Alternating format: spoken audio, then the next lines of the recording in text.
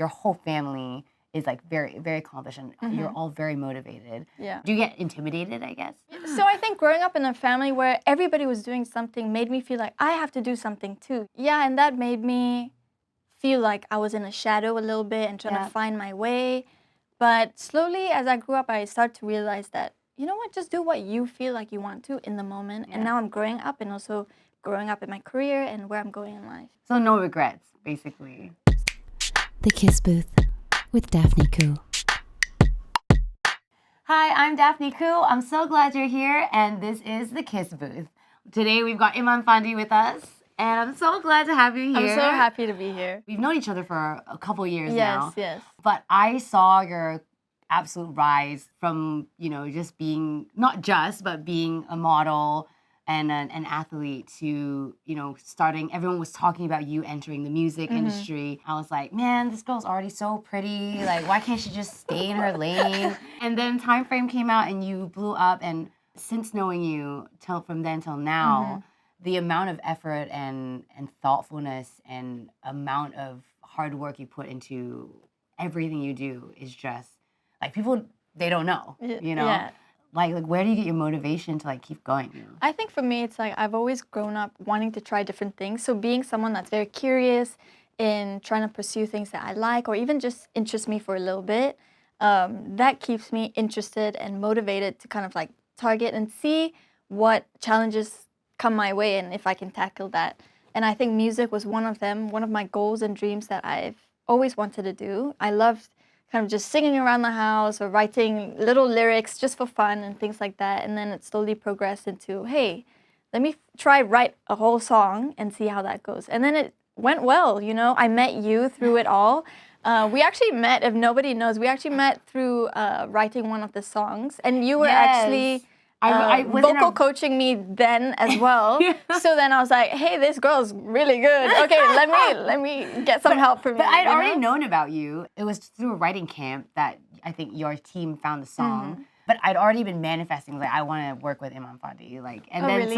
So when Shoya was like, Iman is going to use the song, I was like, oh my God. Yeah. I get to be in the same studio with her. Yeah. And then with the vocal production and everything, it's just very easy to vibe with you. Yes, and then from then our relationship grew and it also kept me motivated in that way because, there's always people saying things and stuff like that. So I think in a way I was trying to prove myself and to them that I could do better along the way, and having you there as a guide also like helped me a lot.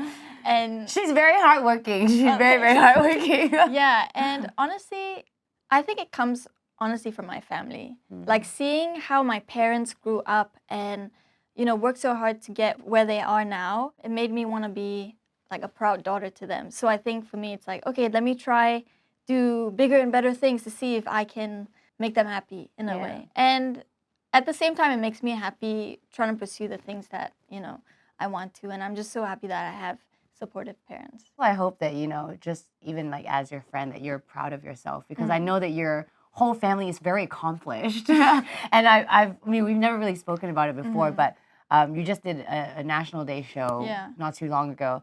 And your mom was there, who I'm just like super big fan of your mom. And she knew Daphne, by the way. I was like, oh my gosh, how do you guys know each other? No, and we don't. It's just I know of her. I know of her.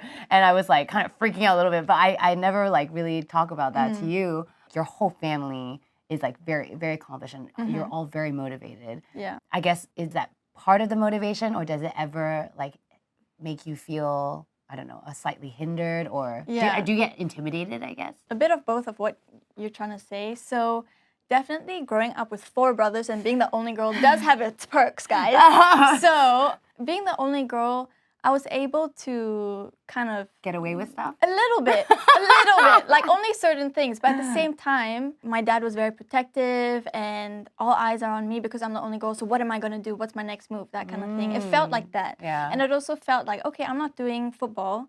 So what can I do that kind of makes me kind of feel like I am also standing out within my family in a way. So when I was younger, I did go through different phases of finding out who I am and things like that. What did you want to do? Oh my gosh. So I actually took up Brazilian Jiu-Jitsu, Muay Thai, boxing. I did all that. Mixed martial arts. Yeah, mixed martial arts. So I was doing that just for fun.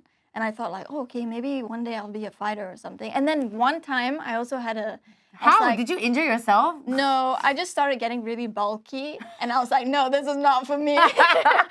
And then also I had like a crisis moment where I was like, you know what? If I cannot do anything, I'll just join the military. And I kept saying it to like my mom. And then I realized, oh no, I'll have to probably stay in there for like 5 years. Yeah. I think so. Oh, for as long as your career is. Yeah, so I was like, no, thank you. So then that made me try and find like, okay, what's gonna work for me? Yeah, but you were saying all this, you're probably like 12, right? Yeah. Who comes up with their career at 12, Iman? I was like, oh my God, what am I gonna do with my life? This is an 8 years old MMA fighting.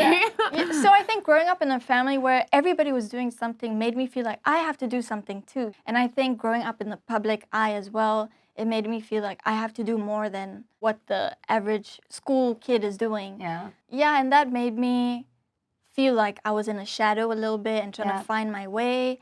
But slowly as I grew up, I started to realize that, you know what, just do what you feel like you want to in the moment. As you grow up, it's okay that your goals change as long as you tried the things that you wanted to. And I think that makes me very happy to know that I did what I needed to and what I wanted to at that moment. And now I'm growing up and also growing up in my career and where I'm going in life. So no regrets, basically. Some regrets, like in between, but it made me who I am today. Yeah. And it's true. You have to make some mistakes, and you have to like know what feels uncomfortable. Exactly. To be like, okay, because there's good uncomfortable. There's like growing, which I've also seen you go through, and then there's also the uncomfortable that this is not right. Like I'm not. This is not meant for me. Yes, you know? exactly. And I think the uncomfortableness of this is not right is when you know, okay, let's try something new. Yeah. And honestly, even within trying music and getting into the industry, I was very scared. I was like, is this the right move? Trying to figure out if everything was going to go the way that I wanted. And there was Nothing's ever going to go the way you want. No, it will not. The older you get, the more you realize. Yeah, that. and you think, okay, I want this life. And it's so easy to get there, but it's not. No. There's going to be a lot of obstacles, and everybody will face different ups and downs, you know, different obstacles, and none of us are going to be the same in what we face. Yeah.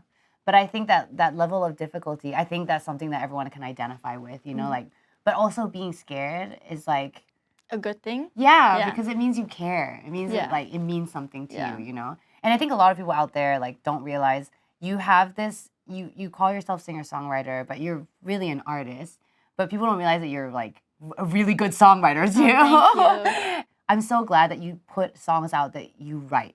You know, I mean, co-write, write, whatever, but you actually like don't change one word and call yourself a songwriter. I've seen you take up tracks and like really put your spin on it, and you have a style, and I think watching you grow as an artist has been like such an honor and such an amazing thing. And where you're gonna go from here, I can't even imagine and wait. But are there like, do you think there are life things that you're missing out on while you're doing all this stuff? You have a pretty good balance of like taking time. Yeah. But at the same time, I realize that you do a lot. You know? So that's do the you ever thing. Like feel- sometimes I feel like I'm not doing enough. I don't know if it's just like, you know, I don't know if it's just a thing that I feel. But I people, think you're like, definitely feel- not alone. Because when people are busy all the time, then when they take breaks, they're like, is this okay? Yeah. Yeah. Yeah, but It's okay. definitely, thank you. Thank you so much. But honestly, like, I think there are things that I've missed out on. I started working when I was 14. In my brain, I was like, that's normal. Yeah. You know? But when I look back, it's not really that normal. But I'm proud of But myself. you started working. Yeah, when you were because I 14. wanted to. I've always had this feeling of, I need to do this, I want to do this and stuff like that. So it made me work at such a young age. And through that, I missed certain things. I used to live in Indonesia, so I would move schools when I came back to Singapore. And that made me lose some things when it comes to friendships. Wait, how old were you when you were living in Indonesia? I didn't even Oh, know I was you- like 6 to 10, and then I moved here when I was like 11. Okay. So that's like the primary school days Yeah. and secondary school days, which are quite crucial, right? Yeah. Finding friends and like a good solid friend group was quite difficult in the beginning.